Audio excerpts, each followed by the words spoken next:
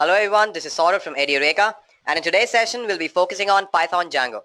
Django is nothing but a web development framework. So let us move forward and have a look at the agenda for today. First we'll look at the whole web development process. Then we'll look at various frameworks available for web development.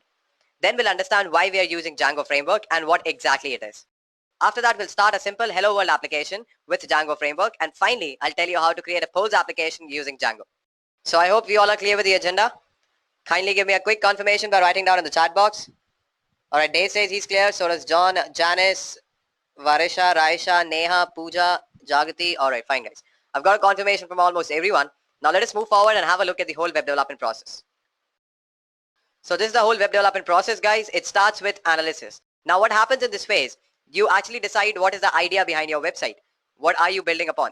So basically that whole thing comes in analysis. You gather customer requirements and you perform certain analysis. For example, an e-commerce website like Amazon. So they are selling products like phones, furnitures, all those things. So that analysis, or you can say what is the idea behind your website, comes under this phase that is called analysis. After that, you create a requirement specification document, and that will contain all your requirements for a website. So if you're selling mobile phones, what kind of mobile phones are you selling? What will be your target audience? All those things will be there present in your requirement specification document. After that, when you move forward, comes the design and develop phase. Now in this design and develop phase, you actually create a blueprint for your website. So you'll actually decide what all functionalities will be there. So if I click on a particular button, what will happen? What will be the size of that button? What will be my background image? So you get basically a blueprint of your website as to how your website should look like. After that comes the content writing part. Now in this content writing part, we'll take the same e-commerce website example. And if we are selling, say, mobile phones, then my content should include the name of the phone, the specifications, cost, all those things. So that comes under content writing part. So by the end of this particular phase, we know how our website will look like and what are we supposed to do. Alright, so when we move forward, we start coding for it. And then once our website is ready, we build test cases to test various functionalities of our website. Maybe the authentication page, maybe the search is relevant or not. I mean, if I'm searching mobile phones, it should display mobile phones and not furnitures. All those functionalities will be tested. For that, you build test cases. After that comes promotion. So basically, you promote your website through various medium. That totally depends on you how you do that. Then you need to maintain this website, and at the same time, you need to update it. So your website is live now, but you get a lot of customer feedbacks. So you need to incorporate those feedbacks. So you need to update your website accordingly. So this is the whole web development process. I've given you a general overview. If you have any questions or doubt, you can ask me. Alright, so we have no doubts here. So we'll move forward and have a look at various frameworks available for web development. So this particular slide contains actually 4 frameworks for web development, although there are many more present in the market. So there is AngularJS, then we have Ruby on Rails, Ember.js, and we have Django as well. So in today's session, we are going to focus on Django.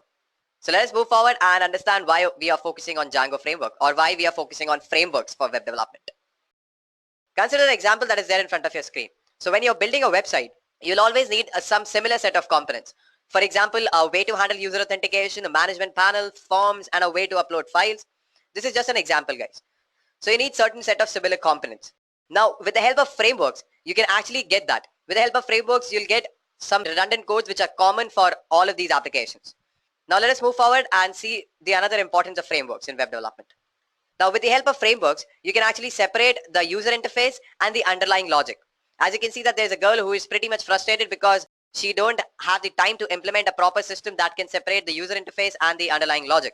Now this is just an example for you guys. So this is the Edureka user interface. This is how it looks like, and this is the logic behind it. So with frameworks, you can actually separate both of these. Now let us move forward and see another importance of framework. Now basically Django framework gives ready-made components to use. Now not only Django, many other frameworks do that. So basically web development framework gives you ready-made components to use. For example, it can be libraries, database access, templates, session management, code reuse, all those things. So with the help of framework, as I've told you earlier as well, there'll be certain redundant codes that will be common for all the applications. So you don't need to write that again and again for different applications. And you can actually separate your applications in a more structured way with the help of frameworks. So these are the reasons that's why we use frameworks for web development, and Django is one of them. So if you have any questions or doubts, you can ask me. Alright, so we have no question. I've got a confirmation from almost everyone. So let us move forward and understand what exactly is Django. So what exactly is Django? We have seen earlier as well, Django is nothing but a web development framework which is written in Python. Now let me tell you how exactly it works. This diagram shows that. Now developers write models, and templates and views maps it to a URL. Now after that, Django does the magic and serves it to the user. So obviously this is just an overview of how things work in Django. Or you can put it in another way as well. So when a request comes to a web server, it's passed to a Django which tries to figure out what is actually requested. Then it takes a web page address first and tries to figure out what to do. And this part is done by Django's URL resolver. We are going to have a look at that later in the session. Then it takes a list of patterns and tries to match the URL. Django checks pattern from top to bottom, and if something is matched, Django passes the request to the associated function which is called view. So we are going to discuss all these functions and all these files later in the session. You don't need to worry about them. I'm just giving you an overview of how things work. Now in the view function, all the interesting things are done. We can even look at the database for some information. Then the view generates a response and Django can send it to the user's web browser. And of course this description is a bit simplified, but you don't need to know all the technical things yet. Having a general idea is enough. So instead of diving too much into details, we'll simply start creating something with Django and we'll learn all the important parts along the way. How does that sound, guys? Alright, fine guys. So I can see a lot of people are interested in that. So we'll move forward and create a simple hello world application using Django, and then we are going to increase the complexity and create a polls application using Django. Hello world application using Django. So for that, what I'm going to do is I'm going to start my virtual machine. I have an Ubuntu image with me. So on that Ubuntu image, I've already installed Django with the help of Python setup tools. So let me open my Ubuntu virtual machine first. So guys, this is my Ubuntu box. Now over here, I'm going to start a project and I'm going to name it as demo. You can give whatever name that you want. So for that, I'm going to use Django-admin.py script. So let me show you how to do that. You're going to type in Django-admin start project and the name of your project. I'm going to name it as demo. So now let me enter this demo directory and I'll show you a bunch of files that have been created. So we have a manage.py as well as one more demo directory. Now this manage.py file is a script that helps with management of the site. With it, we'll be able to start a web server on our computer without installing anything else. Now let me go to this demo directory again and I'm going to hit an ls command, and you can see that we have inet.py, settings, URLs and WSDI. Now settings.py file contains the configuration of your website. Now this urls.py file that is present, it actually dictates the URLs that lead to the apps that we are going to start in this project. And then the apps themselves have their own urls.py that dictates URLs from there. Now obviously many of you might find this concept pretty annoying because there are two urls.py, but it actually makes a whole lot of sense. For example, your main project's urls.py would have a pointer to a blog for the blog app. Then your blog app would have its own directories for say authors in its urls.py. What is neat about this is on one website, you might have many things and a blog. So maybe you are running a business, so you point your main project to blog, and then the authors would be your website.com/blog/authors. Then using that exact same app, you could have, now over here you can see that there's a file called urls.py. It actually dictates the URLs that lead to the apps. And then the apps themselves have their own urls.py that dictates URLs from there. So don't worry, we are going to create an app, and inside that app, we are going to define one more urls.py file. Now we are going to create an app. But before that, let me change my directory and go to demo. Let me clear my terminal. And now I'm going to type in python manage.py start application, and the name of your application, I'm going to name it as hello. Now when I go to this hello directory and hit an ls command, so you can see that there are a bunch of files present here. Now the app is indeed treated as its own package with its own inet.py along with other files. For now, we'll concern ourselves with views.py, and we are actually going to add another file called urls.py. But first, let me modify this views.py. So for that, I'm going to type in gedit views.py, and here we go. So as you can see that there are a couple of modules that are imported already. So let me first remove this comment. And now I'm going to write my own view. So before I write my view, I need to import the HTTP response function present in Django.http module. For that, I'll type from Django.http import HTTP response. That's all. And now I'm going to define a method, and I'm going to name it as index. Give a colon. Inside this method, I'm going to return an HTTP response. And what I want to return, I can write in here, hello world, close the parenthesis. That's all. Now go ahead and save this. Let me clear my terminal once. Next up, we'll create a new file called urls.py. For that, I'm going to type in gedit urls.py. And I've told you that there are two URLs for each application. There's one URL. Now over here, I need to import certain modules. So for that, I'll type in from django.conf.urls import URL, and from period import views. Now this from period import, the period here means we are importing from the current package. It is a relative import. Next, we have a URL pattern definition. So let me do that first. So I'll type in here URL patterns equal to square braces, and then I'm going to make use of regular expression. So we have discussed regular expression in the previous session. So if you have any doubts, you can refer from there. So this caret actually means start of the string, and this dollar means ending of a string. Comma views dot index function, comma give a name. So I'm going to name it as index. Close the parenthesis, give a comma, close the square braces as well. Now these are regular expression, as I've told you earlier as well, these URL pattern definitions. That will take whatever the user types in and try to find a match.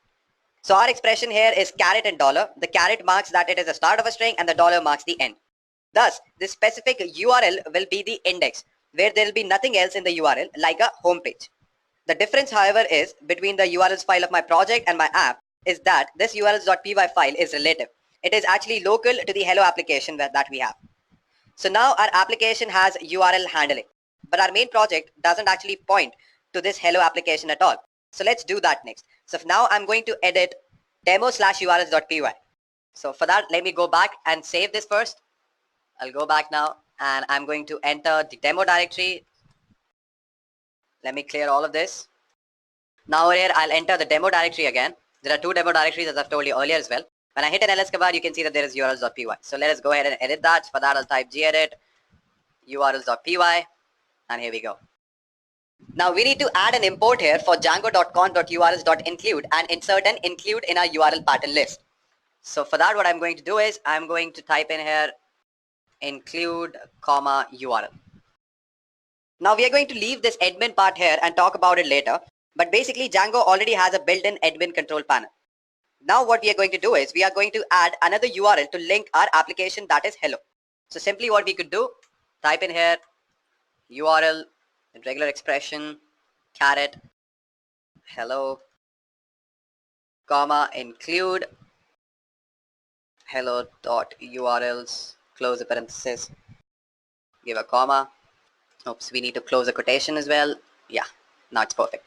That's it, guys. Now go ahead and save this and quit. Now let me clear my terminal. Next up, we need to include our application in our installed applications. So where you can find that, obviously in settings.py file. So let me edit that, gedit settings.py, and over here you can see we have installed apps here. So I'm going to add in my name of my application, which is hello. That's it. It is done. Now it is installed. Probably the easiest way to install. Go ahead, clear your terminal, go back to the demo directory. So now we have manage.py file in this particular demo directory. So with the help of that, I'm going to run my server. Let me show you how we can do that. So I'm going to type in here python manage.py, and the command is run server. That's all. Go ahead, execute it. And now it says that you have some 13 unapplied migrations. You don't need to worry about that. We are going to discuss it later. But first, what I'm going to do is I'm going to open my browser and go to port 8000/hello. That is the name of my application. Localhost 8000/hello. And we can see that hello world is present here. So we have actually created this hello world application, which is a pretty basic application, but a good example to learn with. Now, if you have any doubts still here, you can ask me. I told you how to exactly start your project, what all files will be there. I explained to you what is manage.py, what is the function of urls.py, the settings.py, everything I explained to you in detail. So if you have any questions or any doubts, you can ask. And I even told you the reason for choosing two urls.py. Alright, so we have no questions here. So I'll go back to my slides and let us see what it has to offer us. So we have created a hello world application using Django framework. Now let us increase the complexity a bit. And now we are going to create a polls application using Django. Now let me tell you what this application will do. So now what this polls application will have, it'll have actually certain set of questions. And for those questions, there'll be choices. And people are going to vote for any of those choices. Now it'll have two parts. One is an admin site that lets you add and change and delete polls. But for that, you need admin access. And at the same time, you have a public site that lets people view polls and vote in them. So I've actually done all the coding part, but I'm going to give you a walkthrough of what all code that I have written, and I'm going to explain that in detail. So you don't need to worry about that. But first, let us move forward and have a look at the directory structure. So this will be our main project directory, that is my site, and it will have one manage.py file as well as this database. Plus, inside this my site directory, we have another my site, as we have seen that previously, where we were having that demo directory. Inside the demo, we had one more demo. So over here, we have inet.py, settings.py, urls.py, and wsgi.py. Now inside that my site directory, I've defined an application called polls, and that polls will have migrations, templates, static, and inside the templates polls again, we have these three files, and obviously we have inet.py, admin, models, test, urls, views.py. So I've just given you an introduction of how our directory structure will look like. Now what is this my site? This my site can be considered as a container for your project, and obviously you can change its name, it doesn't really matter. Then we have an inet.py. It is basically an empty file, and it will tell Python that this directory should be considered as a Python package. Now I've explained you settings.py file, what it does. Then urls.py, we have seen that in Hello World application as well. Now comes manage.py, and we all know what manage.py does. If you have any questions or any doubts with respect to any of these files, you can ask me. Alright, so let's move forward and see. Now this directory structure will actually host the poll application that I was talking about. Now enough of the theoretical knowledge, guys. Now let us go ahead and execute this practically. Now what I'm going to do is I'm going to open my PyCharm, and I'm going to show you how these files look like. And I'm going to explain the code in detail, so you don't need to worry about that. So this is the project that I was talking about. Now what I'm going to do is I'm going to first let me change the view and enter the presentation mode so that you will be able to see this code better. So what is a model? You can say a model is a single or a definitive source of information about your data. It contains the essential fields and behaviors of the data you are storing. Generally, each model maps to a single database table. And let me tell you guys that each model is a Python class. That subclass is from django.db.models.model. And each attribute of the model represents a database field. Now over here, as you can see, we have two classes. One is question and another is choice. And we have two fields here. One is question text and another is publication date. Now each field is specified as a class attribute, and each attribute maps to a database column. So in this question model, we have question text, and its maximum length should be 200, and we have a publication date, that is models.datetime field and date published. Now we have one more string method that is actually going to return this question text. After that, we have a method that actually gives us the publication date. Now over here, we are calling this method, and which is equal to publication date. Then we are calling it again, and we are going to give a short description, that is whether it has been published recently or not. Now we have one more model for choices. Now over here also we have question that is equals to models.foreign key. Now note, a relationship is defined using foreign key that tells Django each choice is related to a single question. Django supports all the common database relationships, many to one, many to many, and one to one. And we have again one more method that returns the choice text. So this is how our models.py looks like. So if you have any questions or doubts, you can ask me. Alright, so we have no questions. So now what you need to do is you need to run make migrations. That is, you are telling Django that you have made some changes to your models. I've actually done that already, but I'll show it to you again. So for that, I'll open my terminal. Let me stop this and go here. Clear my terminal. And now what I'm going to do is I'm going to show you how to execute this make migration commands. For that, I'll type in Python manage.py make migrations. No changes detected in app polls because I've already done that. Now after that, you need to run an SQL migrate command that takes migration names and return their SQL. Now again, I've already done that, so I don't need to do it. And finally, what I need to do is I need to run migrate again to create those model tables in your database. So if I go ahead and do that, so for that I need to type in Python manage.py migrate. So it has no migrations to apply because again and again I'm telling I've already done that. Alright, so what is the next thing that we need to do? We need to tell the admin that question objects have an admin interface. So to do that, we need to open the poll/admin.py file. So for that, I'm going to open my PyCharm, and let me go back to the normal view. And we are going to open this admin.py file. Let me open the presentation view again. So this is how our admin.py file looks like.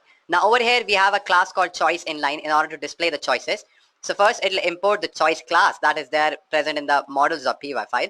And then it'll give you by default three choices. It'll give you a space for three choices to write those three choices, and you can add some extra choices as well. Now in this question admin class, there are certain field sets, and the starting of this tuple is actually nothing but the title.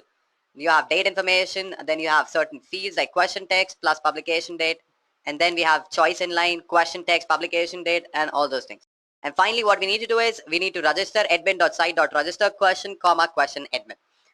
That's all we have to do. So the question class was present inside the models.py file, and we have one question admin class that is present here.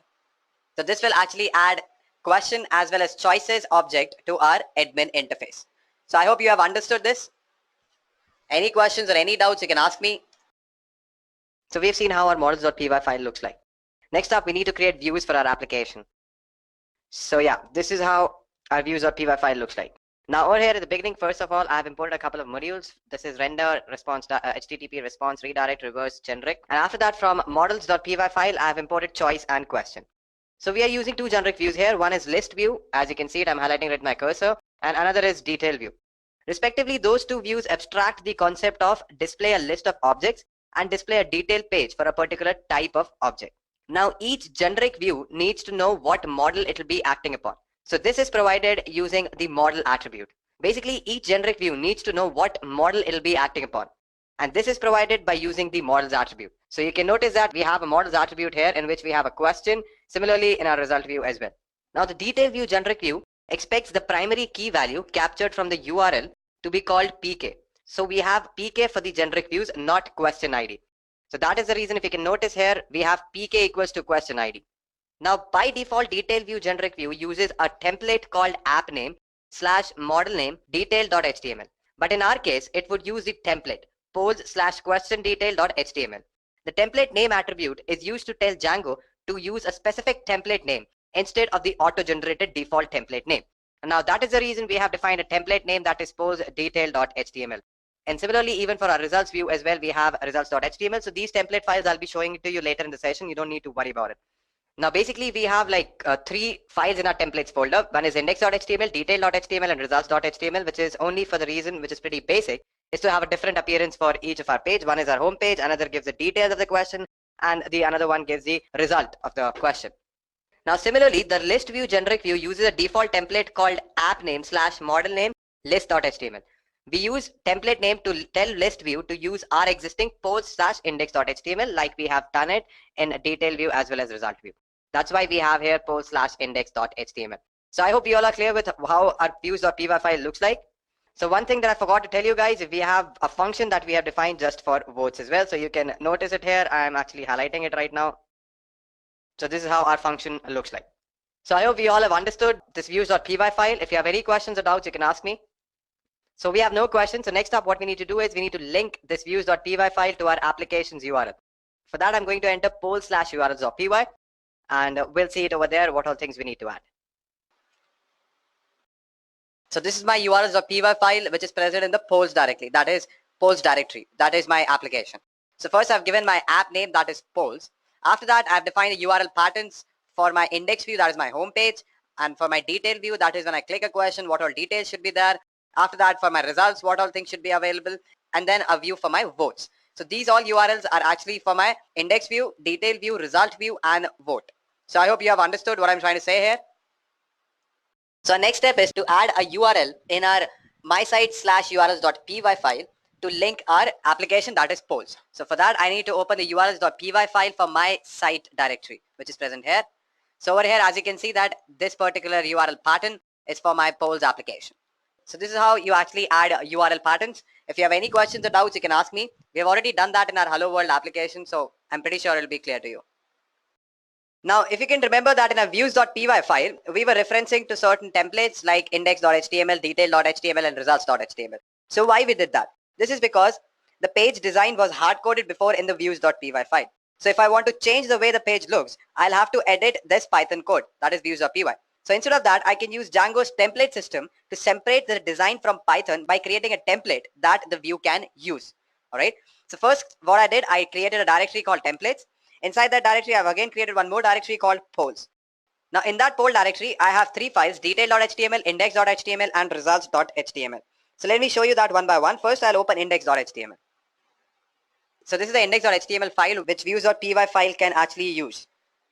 So we have actually separated the design from Python by creating a template. And views is actually using this template, index.html, and here is results.html. Similarly, we have a detail.html as well. So this is pretty much it, guys. We have actually defined our views.py file. We have defined the URL patterns as well for our application. Then we have added that URL pattern in our urls.py file that is there in my site directory. After that, we also saw the admin interface, how to add certain fields or objects to that admin interface. And then we created a super user so that no one can access our admin page. So any questions or any doubts you can ask me. And was that explanation fine?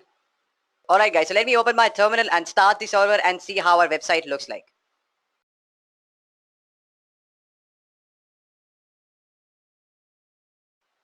Let me clear my terminal. And now in order to start my server, I'm going to make use of manage.py script that I've done that multiple times now. The command is run server, and here we go. So let me open my browser again and let me add some questions here first. So what questions should I add? Any questions, any suggestions you have in order to add in the question text, you can write it down. So my question is, Chelsea the best football club? So we have choices, yes. So I'll give certain votes to it. So I'll say 100 votes. Then we can add one more choice text.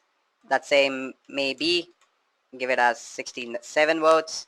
Then one more choice text that I can add, no. So we'll have only one vote for that. Now go ahead and save this.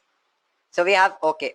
All right, fine guys. So I need to add this information, date of published as well. So today, now I can go ahead and save this. So this question has been added. So what I can do is I can directly go to my polls index page and view that. So here's a question, is Chelsea the best football club? We go there, then we have three options, yes, maybe or no. So you can vote here. If I click on yes, it'll take the vote and it says 101 votes because 100 votes I've defined in my admin interface itself. And 76 people says maybe and only one person says no. I can vote again as well. So if I click there, I can choose any of these options. So if I click on maybe, so it'll include one vote, add one more to that maybe choice as well.